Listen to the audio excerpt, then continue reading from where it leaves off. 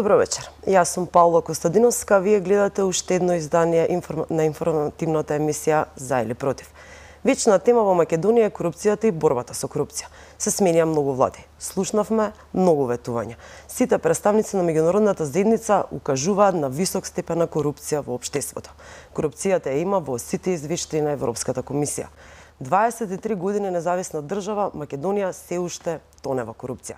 На оваа тема и на други актуелни теми во правосудството вечерва ќе разговараме со председателот на Transparency International Благоје Пантовски. Добро вечер. Добро вечер. Генералната слика за Македонија и за македонското општество е дека корупција царува во сите пори на општеството. Поранишниот состав на антикорупцијска дури направи анкета во основните училишта, каде голем процент, голем број од учениците велат дека не би пријавиле корупција, дури на прашањето дали би пријавиле корупција, не би пријавиле бидејќи според нив тоа би било bad deal. За нив е нормално и вообичаено да платат доколку сакат нешто да добијат, треба да подметат. Корупцијата е генерален проблем во државава. На што се должи тоа? Вака, низ текот на годините во Македонија, значи со промената на разните власти, властите си одат, меѓутоа корупцијата останува. Која е она причина зашто корупцијата е присутна толку во македонското општество? Мислам, корупцијата како проблем генерално е присутна во многу општества во светот, меѓутоа прашањето е во кој степен истата е присутна во едно општество. Кај нас корупцијата е присутна во доста висок левел, тоа го зборат многу истражувања и вистинското прашање е зошто таа во толкав левел е присутна во нашето општество. Постојат повеќе причини, тоа се многу, можеме да ги набројуваме до утре, меѓутоа генерално можеме да се сконцентрираме на неколку од нив. Првата е дека политичките структури кога ќе дојдат, значи кај нас не владее меритократија. Кај нас владее политократија. Тие сакаат да воспостават во сите институции, во сите јавни предпријатија да имаат нивни кадри, политички определени, кои најчесто и не се најквалитетните избори. Тоа придонесува меритократијата да не владее во Република Македонија, туку да владеат партиските книшки, врските, поврзаноста со високите партиски структури и така натаму. Тоа подразбира сервилност, меѓутоа подразбира често и неквалитет на кадрите кои се во одредени позиции. Значи, првиот проблем е невладењето на меритократија. Понатаму, ниту една владеачка структура досега не покажала реална желба и реална воља да се справи со корупцијата. Што сакам да кажам по тоа? Не само владата како извршен орган, туку и собранието кое ги носи законите, досега нема направено правилна насока, односно нема превземено правилни действија за борба против корупција. Наспроти тоа, сведоци сме дека собранието си гласа закони со кои се намалува одговорноста на кадрите, односно на високите политичари, се зголемуваат плати, се определуваат апанажи, меѓутоа досега не сме виделе таква законска реформа која ќе овозможи правилна борба со корупцијата. Од друга страна, судството како орган кој треба во одредено општество да каже што е правилно, а што не. Значи тоа има судската власт одлучува што е правилно, а што не во една држава, е под политички притисок. Значи често пати судството се користи како механизам, односно алатка за политички пресметки и сето тоа придонесува да наместо правилни судски постапки во кои се гони корупцијата, гледаме случаи кои се монтирани и кои произлегуваат со некакви пресуди кои понатаму се на осуда како на домашната, така и на меѓународната јавност. Имавме пред некое време изјава на председателката на Врховниот суд Беса, која кажа дека Врховниот суд како највисоко тело во државата трпи политички притисок и дека често е политички инструирана работата на ова тело. И на крајот, сета таа атмосфера во општеството, кај граѓаните, создава една недоверба во системот и мислење дека всушност сите работи кои треба да се постигнат, можат да се постигнат по пат на корупција. Значи, тие прифаќаат корупцијата како дел од секојдневното живење. И на тој начин истите подмитуваат често за да остварат определени своји права, го прифаќаат тоа како нормално однесување во општеството и тоа веќе станува културолошка појава во Македонија. Така, да ги погледнеме, ева ја накратко ќе го набрам барометарот кој што излегува од кај вас од Transparency International. Тоа се регистрирани случаи на корупција во последните месеци. Понатака во разговорот малце и подетално ќе се задржиме на некои од овие институции, како Академија за судски совет, Академија за суди јавни обвинители, судски совет и така натака. Во јули месец, она што се случи последниот, ајде може би построго кажано, упад од страна на полицијата и обвинителство кој што влегува во Академија за суди јавни обвинители, бидејќи има основано сомнение за злоупотреби на еден поранешен и еден сегашен кандидат. Тоа е она што е регистрирано месец јули. Исто така 6 пратеници од новиот парламентарен состав се уште не поднале анкетни листови. Па во претходниот месец имаше во јуни исто така 80 предмети на антикорупцијска застара, бидејќи 80 функционери, тоа се членови на управни, надзорни одбори, директори во здравствени установи и така натака, кои што не поднале анкетни лист, а еве тие предмети застарија, ниту еден од нив нема платено казна. Потоа има заменик министар во техничка влада донел 189 спорни решенија за распоредување на вработени, ревизорите низат извештај, единствен предмет кој што е оформен во обвинителството од страна на ревизорски извештај е злоупотребите и оној скандалов што се случи на онкологија. Месец јуни имаме Агенција за филм и злоупотребите. Алфи доста истражуваше и пишуваше на таа тема. Како што веќе ги напоменав за старените 80 предмети, многу често на седници на антикорупцијска слушаме, еве и ова е регистрирано во месец јуни, градоначалник си ја унапредил сопругата во советот. Па имаме случаи роднини, пријатели на градоначалници и така натака. Многу често и избрани функционери имаат две функции. Некада се директори и исто членуваат во некои одбори и земаат хонорар. Месец мај. Па она што и најмногу сведочи за корупцијата во правосудството можам да забележам, врховен судија и поранешен член на судски совет, заедно со уште еден член од обвинителскиот совет, се осомничени за примање подкуп од 10.000 евра за влијание врз предмет. Судијата е се уште во притвор. Обвинителскиот совет донесе одлука дека не може да го разреши членот на обвинителскиот совет, само даде препорака тој да се оддалечи од институцијата, се уште си е член на советот. Потоа за директорката на и за управниот одбор на Академијата за суди јавни обвинители, кој што за време на предизборие примја 130 нови кандидати слушатели, кој што е антикорупцијска поведе постапка за тоа, а самата именувана директорка си даде оставка. И така натака. Од тоа можеме да видиме дека корупција има во сите сфери на општеството. Може ли малце ова да го продискутираме, може би месец по месец, и едно генерално прашање, треба ли нешто да направиме со казнената политика во Македонија? Дали ни треба нас построги казни? Дали ни требаат ефективни судски пресуди? Кој е вашиот став? Значи, барометрите на корупција, Транспаренси ги вади секој месец, излегуваат за секој месец, со тоа што се обработуваат теми кои биле актуелни во претходниот месец. Тие ги делат, се делат на две рубрики, бистро и матно. Бистри се оние кои веќе се разјаснети, матни се оние кои допрва треба да се разјаснат, дали со судски постапки, дали со некои други постапки кои треба да се спроведат дисциплински и така натаму.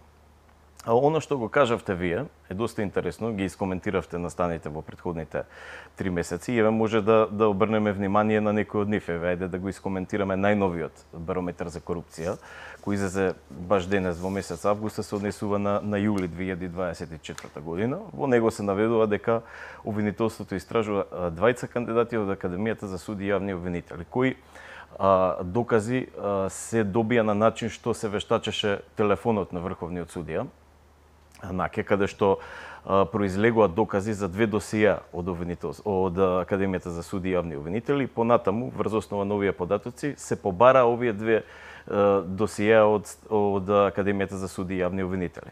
Исто така, Академијата за суди и јавни обвинители, како што и сама кажавте, беше и во месец мај предмет на барометарот Бистро матно, со тоа што таму се обрна внимание за оние кандидати кои беа избрани во текот на изборниот процес, што е недозволиво. Значи, уште еден скандал. И можам да кажам дека овие два скандала за многу кратко време фрлаат една црна сенка на работата на Академијата за суди и јавни обвинители и навистина ова представува индиција за обвинителството понатаму да оформи предмети и сите овие работи да ги испита, односно тие да резултираат со обвинение и на крај со судска пресуда како луѓето би можеле на еден правилен начин да видат што се случило во овие постапки. Понатаму исто така тука во последниот извештај се наведува и извештајот на Европската унија дека постои висок ризик во корупција во Македонија со тоа што се посебен осврт се дава на судските и правосудните органи, односно за независноста на нивното работење. И тука треба да се каже дека во еден од главните да речем интереси на овој извештај за Европска унија и промената на кривичниот законник кој понатаму ќе го коментираме како дел од сите оние истражувања кои Транспаренси ги направи. Понатаму имаме во последниот, она што и сама го кажавте, 6 пратеници од парламентарниот состав не поднеле изјава за имотната состојба од ДКСК. Заменик министер во техничката влада донел 189 спорни решенија. Она со ревизорите има 40 предмети кои се оформени во обвинителството по основ на ревизорските извештаи, но само еден е во фаза на истрага. Тоа е за онкологија предметот, што кажува многу мала активност на обвинителството по однос на ревизорските извештаи. Во графата на Бистро гледаме кривични пријави против 5 лица за злоупотреба на службена положба и овластување. Гледаме кривична пријава против директорка на Државен ученички дом од Битола и гледаме пријава против полициски службеници кои побарале мито за да не пишат казна. Еве ова конкретно последново дело со овие 5 полициски службеници класично ја одразува сликата на она што го зборевме претходно. Дека луѓето, дури и оние да речем во понискиот ешалон службеници и самите луѓе ја прифаќаат корупцијата како дел од секојдневното живење. Нели, нудат, примаат подкуп со цел да не бидат казнети и со тоа не разбираат дека и самите се дел од онаа коруптивна низа која досега до оние високи структури. Еве во претходниот исто барометар имаме извештај на Министерството за култура дека само едни лица добивале во спрега со Друштвото на филмски уметници добивале донации за филмови, што значи дека и тоа се одвивало во 7 години наназад, но со последните измени на кривичниот законник веќе овие 7 години голем дел од овие случаи нема да видат светлоста на денот, односно ќе бидат застарени и нема да бидат предмет на гонење. Понатаму имаме 80 предмети од ДКСК кои застареа поради функционери кои при напуштање на нивната функција, односно одење од функцијата, не поднеле изјави за нивната имотна состојба. Тука требало тие да резултираат со прекршочни пријави, понатаму да има одредени казни, меѓутоа поради непроцесирањето на времено истите нема да бидат казнети. Да, како што кажавте, Демири разрешил исто двајца директори тука на кардиологија и токсикологија без при тоа да има пријави до правните одбори и без при тоа да се почитуваат низа на закони. Значи ја скокнал процедурата и ги разрешил овие два директора, градоначалник си напреду сопругата и така натаму. Ова се само дел од настаните. Меѓутоа ако се види профилот, да речеме на случаи кои се наоѓаат во Бистро и профилот на случаи кои се наоѓаат во Матно, и ако ги споредиме истите, ќе се види дека во графата на Бистро, односно оние кои се разјаснети, каде што веќе се поведени постапки и така натаму, често се наоѓаат случаи од понизок профил на корупција, за разлика од оние кои се во Матно, каде што се вмешани високи политички функционери, градоначалници и така натаму, кои што досега не гледаме некое процесуирање. Еве, на пример од ревизорските извештаи, кои што вклучуваат одговорност можеби на високи лица кои вршат позиции во јавни претпријатија, државни институции и така натаму, само едно е во фаза на истрага и се уште немаме покренато обвинение. Сето ова кажува, ако ги гледаме вака овие барометри Бистро и Матно, дека во Македонија нема желба за борба против високата корупција. Дали е тоа не желба, како што кажав, или пак е несакање да се гонат оние високо позиционирани мокници, така да ги наречеме, и постои една селективност во водењето на постапките. Тоа мора да се смени. Значи, мораме да имаме повеќе случаи кои што се процесуираат поврзани со високата корупција и на крајот мора тоа да резултира со обвиненија и судски пресуди. Така да ве прашам, накратко годишниот извештај за перцепција на корупција за 2023. И во светски рамки забелешката е дека нема напредок или има многу мал напредок поради ранливите судски системи.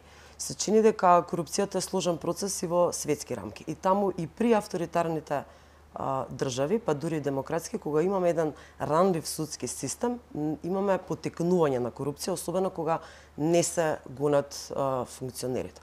Како може ова да го искоментирате на светско ниво? Па вака, од посебно внимание на последниот извештај, односно последниот индекс на перцепција на корупцијата на Transparency International беа ранливите судски системи генерално во светот, но и по-конкретно по региони.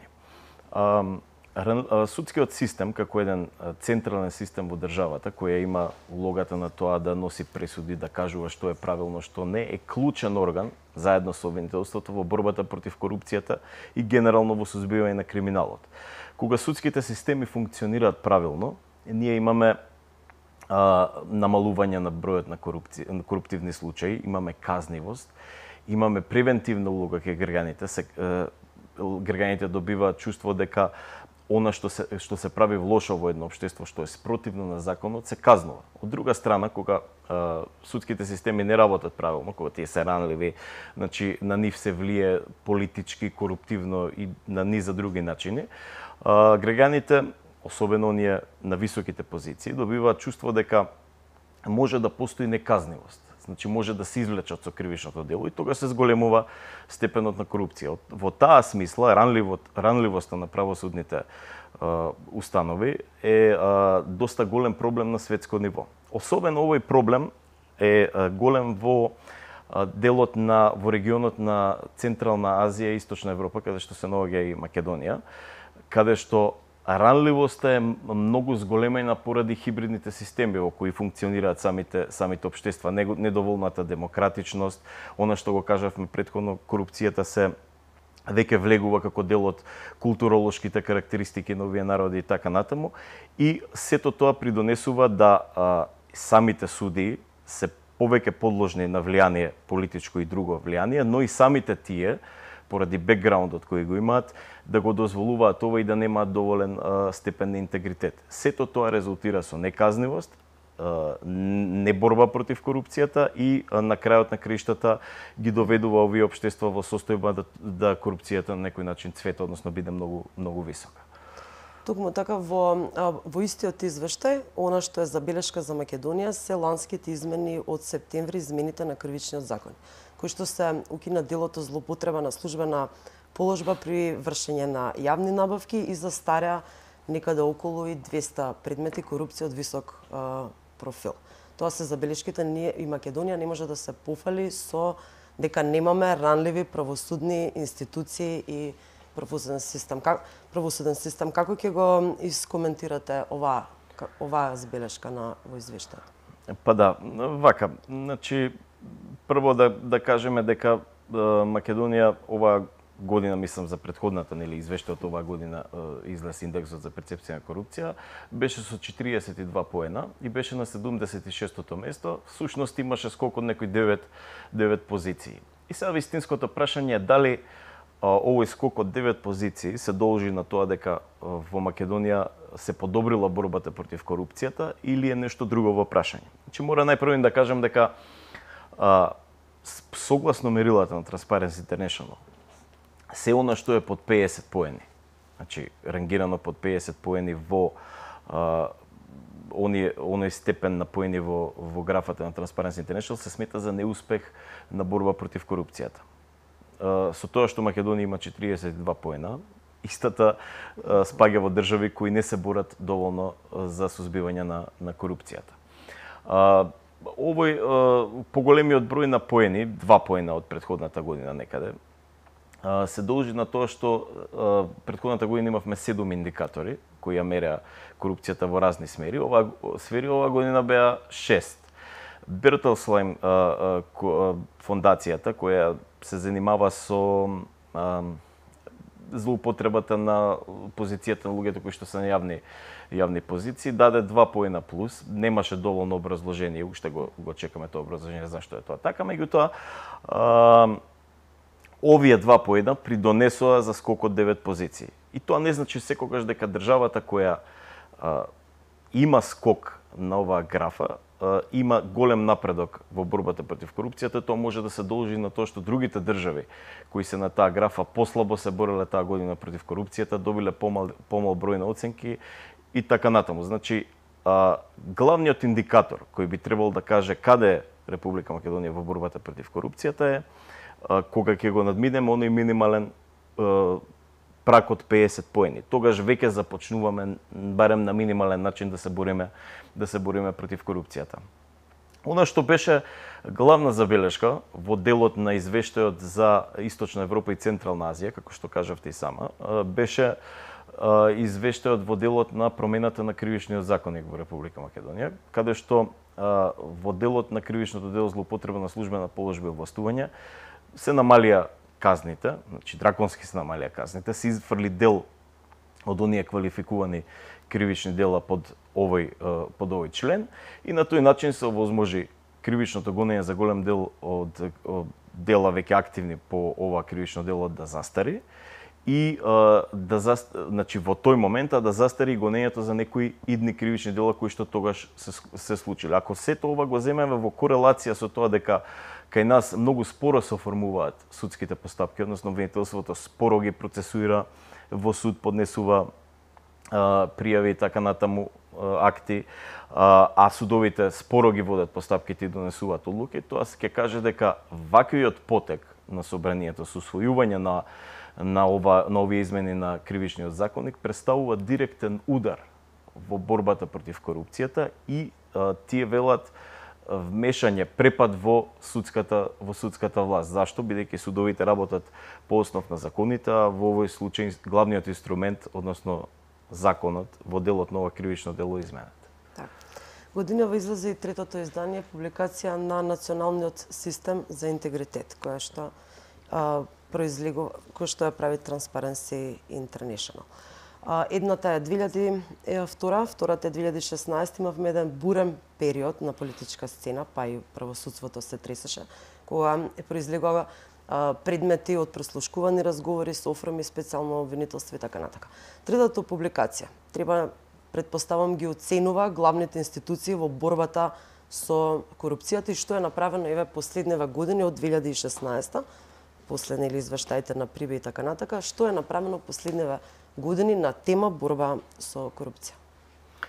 Па вака, Националниот систем на интегритет представува едно, да речем, обемно истражување, кое што во својата главна улога ги гледа 15 чинители, 15 стейкхолдери, кои би требале да бидат водечи во борбата против корупција во нашата држава. При тоа овие 15, да речеме, дел од нив се институции, дел од нив се сектори, борбата против корупцијата ја водат секој самостојно во нивната сфера на работење, но и во корелација едни со други. Поврзаноста во борбата против корупција на сите овие 15 стейкхолдери е од особено значење за активна борба против самата корупција. Извештаите, односно извештајот кој се објави на почетокот на оваа година, се однесуваше на претходните 2 години на работата на самите институции, овие стейкхолдери кои се борат против корупцијата, кажа дека на врвот на оваа листа се наоѓаат Државниот завод за ревизија и Државната комисија за спречување на корупција, додека на самото дно беа јавните предпријатија, обвинителството, бизнис секторот и судството. Бизнис секторот е земен во овој дел како едно кохезивно ткиво кое што учествува во голем број на постапки, бизнисот активен чинител во ова општество и често пати знае да биде и оној кој прима или дава корупција. Мора да се каже дека ваквата оценка во последниот извештај за Национален систем на интегритет дава едно дава една слика на тоа дека главните чинители кои треба да се борат против корупцијата, а тоа е судството и јавното обвинителство, недоволно ја вршат својата работа. Бидејќи знаете во самото ова истражување, сите овие 15 чинители се ценат по неколку основи. Тоа се нивната независност во работењето, улогата која имаат во борбата против корупцијата и капацитетите со кои располагаат во борбата против корупција, дали се тоа човечки и други капацитети и така натаму. Значи, по сите овие мерки, по сите овие оценки, клучните тела, судството, а особено јавното обвинителство кое е на самото дно на ова истражување, покажуваат недоволно инволвираност и недоволно посветеност во борбата против корупцијата. На крајот овој документ, при анализа на секој од овие 15 стейкхолдери или 15 чинители, дава препораки што би требало да се смени, дополни, измени во работата на овие институции и сето тоа треба на крајот како едно научно истражување да придонесе во борбата против корупцијата, односно да ја подобри работата на овие 15 чинители. Сметам дека ваквиот документ представува навистина добра поидобна основа и за самите нив, бидејќи дел од овие наоди кои се добиени во ова истражување се добиени од нивни извори. Нели, самите се прашани во поглед на определени работи таму и тие даваат одговор и значи на тој начин треба да го земат како поидобна основа и самите тие што би требало да сменат во нивната работа. Веќе имам сигнал од режија, време за блок реклами, по рекламите се враќаме во студио.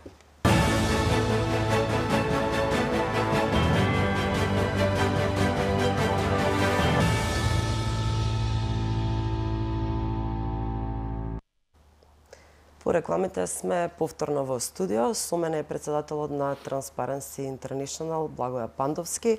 Во вториот дел од разговоров ќе отвориме и малку поактуелни теми во правосудството. И веќе почнеме со Државен завод за ревизија. По службена должност со години наназад Државен завод за ревизија ги доставува извештаите до обвинителството. На почетокот на разговорот споминавте дека има 40 предмети. Истрага е поведена пред истрага, можеби не е ни истрага, можеби истрага, за случајот со и скандалот која тоа тресаше цела држава со онкологија. Дали е можно? Над 20 години Македонија е независна и независна држава. Дали е можно толку години ниту еден огромен корупцијски скандал во ниту една институција, она што го виделе ревизорите од годишните извештаи, да не го процесираат обвинителите? Дали буквално мижат пред она што им се сервисира, а некоја друга институција го спровела? Да, како што кажав претходно или на почетокот на овој разговор, државните институции кои тоа треба да го прават, обвинителството кое треба да го и судовите кои треба да судат, покажуваат многу мала спремност за справување со високата корупција во оваа држава. Точно е, околу 40 предмети, тоа мислам дека во последниот извештај, односно последниот барометар излезе на Transparency, се оформени по однос на ревизорските извештаи, а само еден е во фаза на истрага. Тоа дава индиција, бидејќи, пазете, Државниот завод за ревизија не е некое наивно тело кое туку така ги добива информациите. Тие вршат добри анализи на она што се случува во државните институции, во јавните претпријатија и така натаму, сите оние буџетски корисници и на основа на тоа прават извештаи. Значи, тие извештаи кога се доставуваат во обвинителството, тоа е веќе на некој начин полуоформен предмет во одредени случаи. Еве сега последно, мислам дека под лупа на Државниот завод за ревизија се Македонија пат, железници, инфраструктури и така натаму, значи јавни претпријатија, во кои што веројатно се забележани голем број на неправилности. Кога ќе се достават овие информации до јавното обвинителство, овие извештаи, јавното обвинителство треба да направи согласно своите капацитети, да ги погледа истите и во нив да најде основ за одредено кривично дело. Јас не верувам дека досега немало таков основ. Верувам дека ваквата неефективност и неефикасност на обвинителството се темели на недоволното обрнување на внимание на овие предмети. Меѓутоа, обвинителството треба сериозно да ги земе овие извештаи од страна на Државниот завод за ревизија и секаде каде што има криминал да оформи предмет, да поднесе соодветен обвинителен акт и да се започне со судење. Така, денувива актуелно е темата распуштање на судскиот и обвинителскиот совет. Премиерот рече дека е за распуштање, представници на меѓународна заедница рекоа не. Меѓутоа, нешто ќе мора да се направи, самиот премиер вели, добра, еве дајте предлози, довребата во правосудството ни е 2%. Не само тоа, ние имаме и во притвор поранешен член на судски совет и судија и така натака, кој што актуелен судија беше и поранешен член на судски совет. Дали има некаков постои или некаков начин како да се реформираат највисоките две тела во правосудниот систем, при тоа да останат имуни на политичко влијание? Па вака, прво не би се согласно хиерархијата на судскиот систем, Врховниот суд е оној кој е највисоко тело во судскиот систем. Судскиот совет е само тело кое е врзано во делот на назначување, разрешување на суди, дисциплински постапки, утврдување на неправилности и така натаму. Тоа е повеќе контролно тело на работата на судиите, исто и со советот, односно.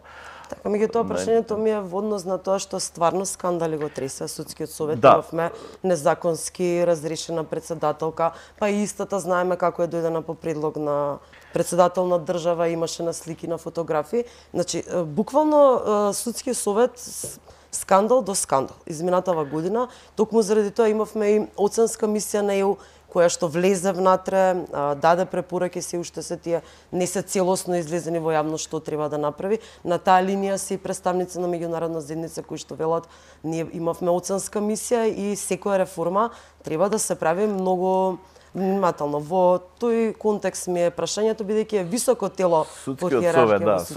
Согласно овие работи што ги кажав, оценската мисија која утврди 40 неправилности, даде насоки, неправилното, враќањето на председателката од страна на управен суд, секојдневно граѓаните се соочуваат со непроцесирање на нивни преставки.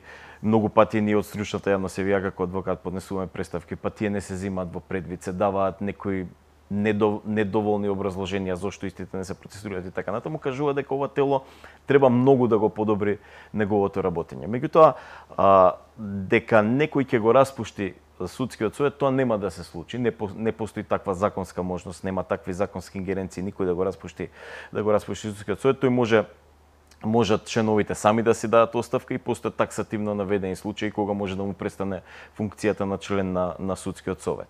Она што апелираше веројатно сегашниот премиер, тогаш водач на најбројната партија сега во парламентот, е на тоа дека тие сами треба да си дадат оставка, односно да се само разрешат поради недоброто работење. Меѓутоа, според мене, тука проблем е, тоа многу пати го имам кажувано, и самиот состав на судскиот совет.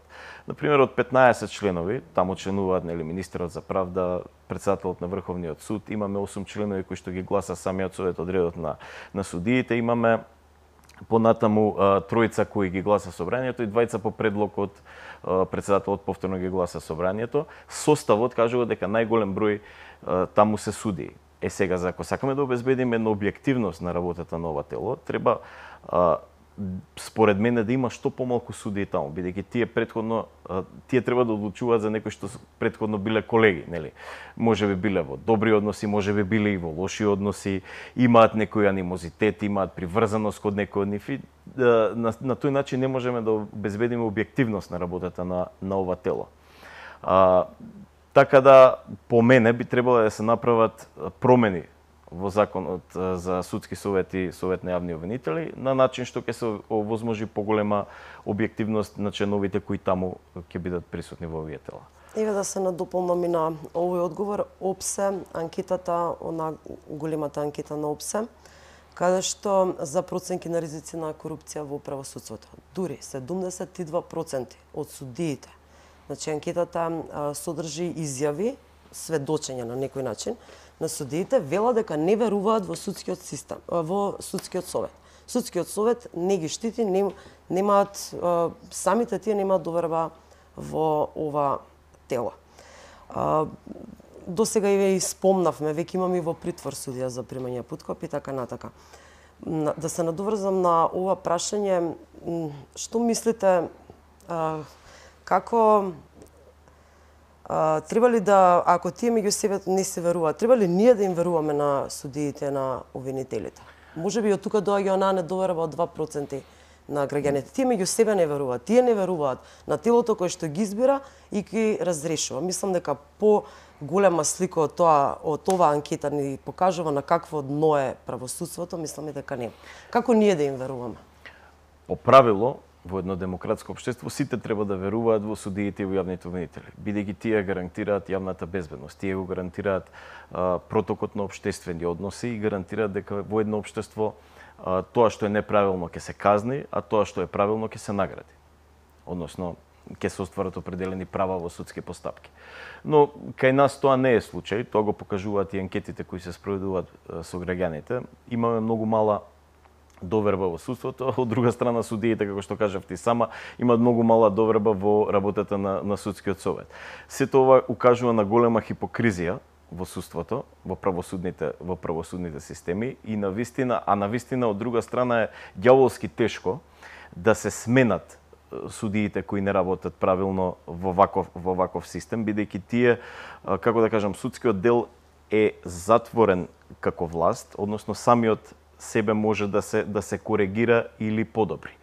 Секоја интервенција од страна на извршната и собраниската власт се смета за интервенција и нарушување на независноста на судството. Меѓутоа, со промена на определени закони, со воспоставување на подобар механизам на контрола на работата на судиите, на контрола на работата на судскиот совет, составот на истите, јас мислам дека може да се подобри нивната работа. Пред се треба да се апелира на интегритет на судиите, значи с големи степенот на интегритет, намалување на оние влијанија кои што се во судството и уште милион други мали работи кои можат да придонесат во подобрување на овие институции. Сега за сега, како што кажавте, довербата е многу мала. Уште еден проблем во правосудството тоа е спрегата меѓу адвокатите, судиите и обвинителите. Непотизмот на вистина царува, семени стебла се инсталирани во правосудството. Многу пати често слушаме дека брачни парови се суди, адвокати и обвинители и така натака. Како ја коментирате оваа состојба? Дали е тоа дозволиво во една земја да бидат поврзани семени стебла и што се вика дома да можат да си ја договорат пресудата, кој ќе гони, зашто ќе гони, како ќе биде одлучено и така натаму. Тоа во никој случај не е дозволено, тоа го нарушува независноста на самото судство, односно возможува некои други структури по непотизам или кронизам да се вмешаат во работата на судиите. Ја намалува секако генералната перцепција и довербата на граѓаните во судството, меѓутоа овој проблем повторно треба да се направи механизам за истиот да се искорени. Јас во делот и на работата на Академија за суди и јавни обвинители сметам, овие сите скандали кои ја тресат Академијата, сметам дека ова тело, по моје мислење, иако беше донесено за да го подобри квалитетот на идните судии, по мене оневозможи голем дел од вистински истакнати правници да влезат во судството. Од друга страна отвори широка врата за влез на определени деца, роднини и така натаму на веќе постоечките судии, на одредени функционери, лица кои вршат високи позиции и така натаму, односно го внесе поголем дел на непотизам и кронизам во самото судство. Од друга страна, например, истакнати правници кои работат во одредена сфера, можеби повеќе од 10 години, кои имаат практично искуство, бидејќи знаете согласно на латинска поговорка non scolae sed vitae discimus, односно не учиме од школото, туку од животот.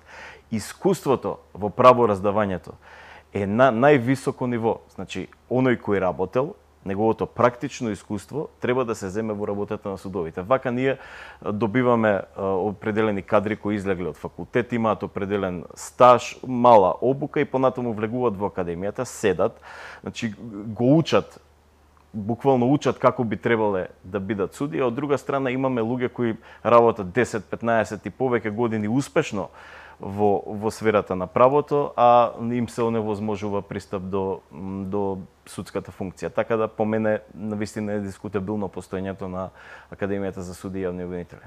Да, токму и тоа сакав да ве прашам, со оглед на тоа што во последен период и скандали ја тресат и академијата, како што кажав и на самиот печаток, веќе тимови истражители проверуваат злоупотреби, а и години наназад се зборува тоа дека со врски се влегува на академијата, имиња на семени стебла, не знам, сопруги, синови, ќерки. Имаме многу имиња, синови и ќерки на суди и на обвинители. Тоа што го Значи, споменам. буквално академијата на некој начин вашиот став е дека не го оправда своето постоење.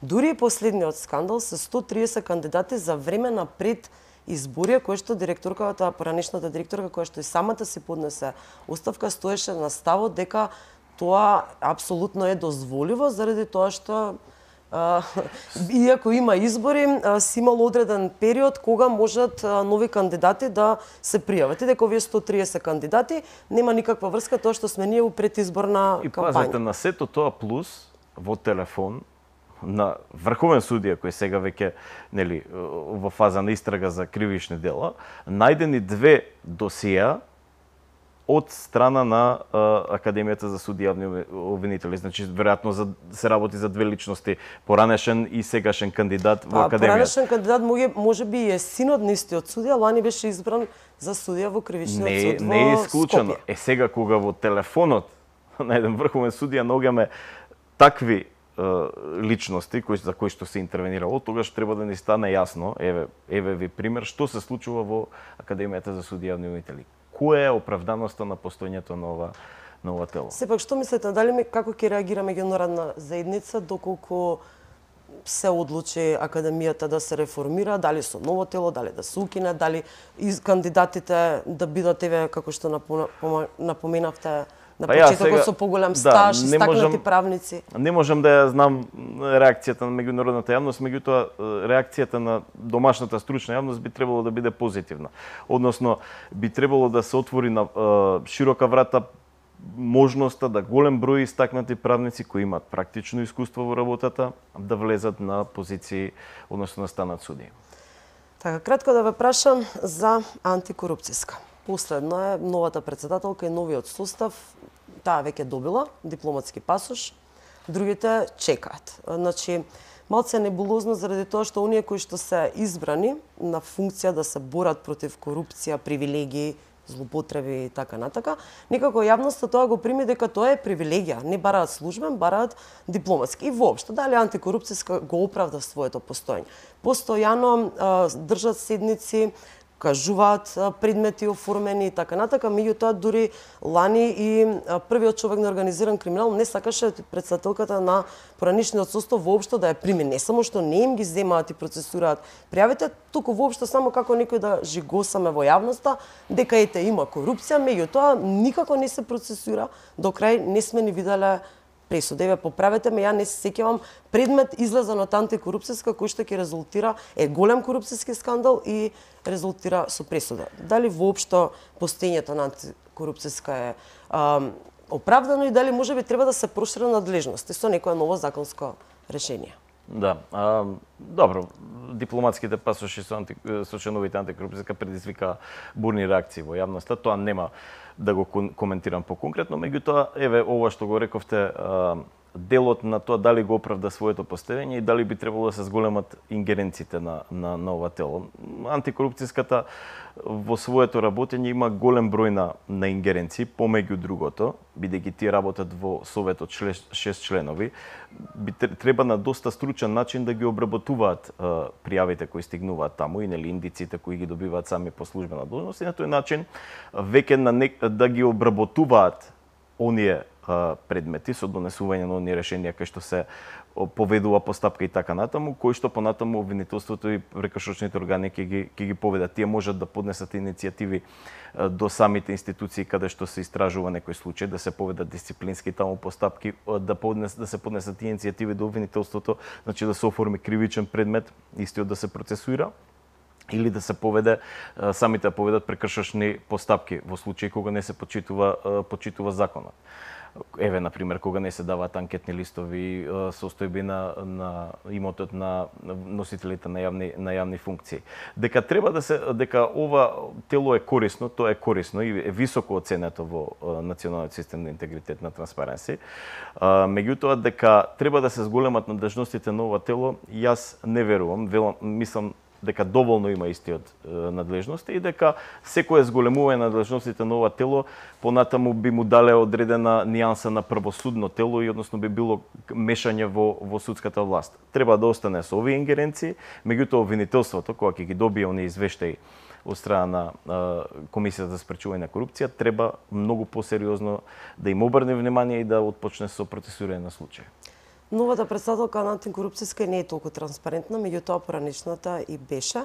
Од она што досега го изјавиле поранишниот состав е дека нема добра соработка со останатите институции.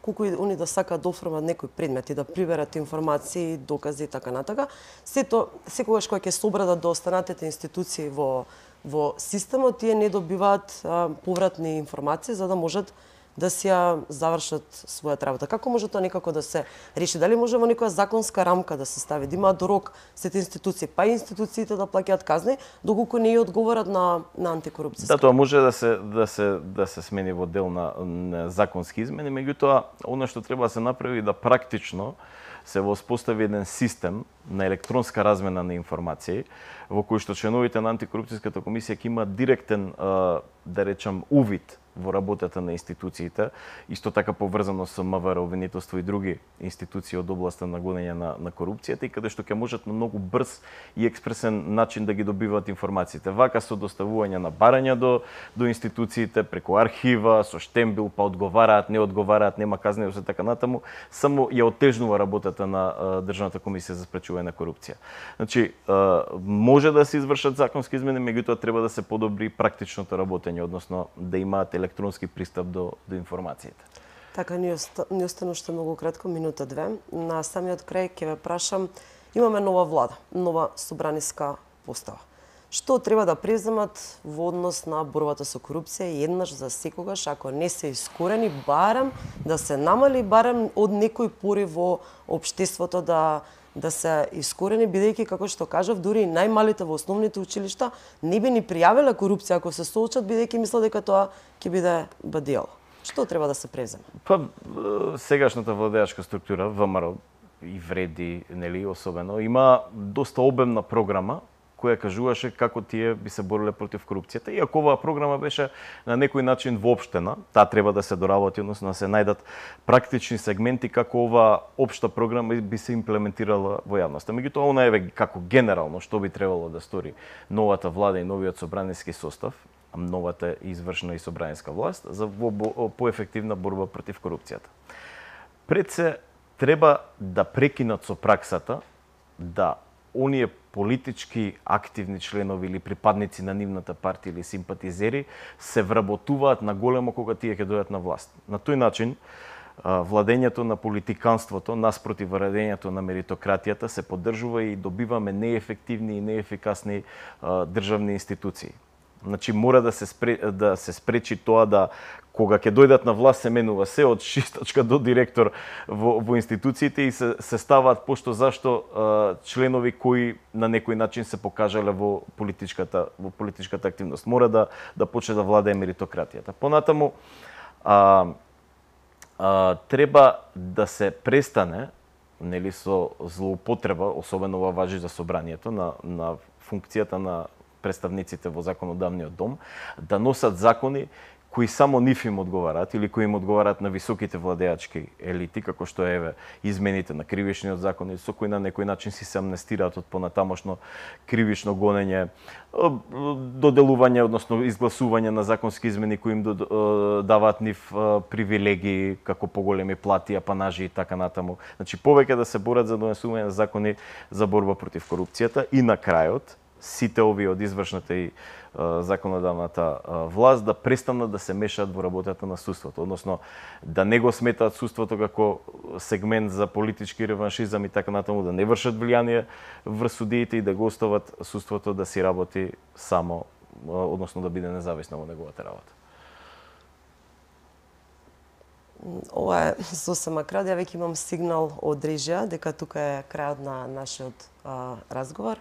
Драги гледачи, се надевам дека го задржавме вашето внимание. Се гледаме во некое наредно издание на За или против, а до тогаш останете со програмата на Алфа.